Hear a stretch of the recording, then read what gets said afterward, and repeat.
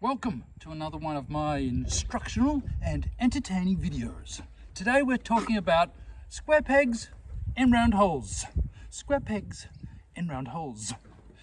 This is a recycled fruit drink container made for your hand, nice and square, and obviously a pot. Now, how do I do my cuttings using this method? So, this morning I got my Vegemite out of the cupboard and I made my little solution of Vegemite and water.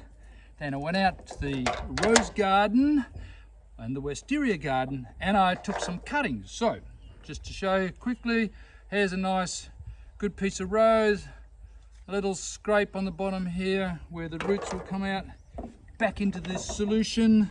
I need my hole maker pencil. Put a hole down in this potting mix here.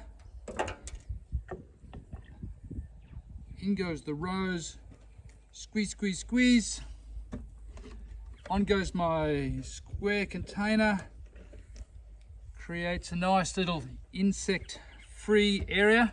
Now, why square in round? Because I don't have to take this off for a long time, and I've got these little gaps where I can keep watering it the whole way around. So, square pegs, round holes, recycling, Vegemite. That's how you do cuttings the quick way.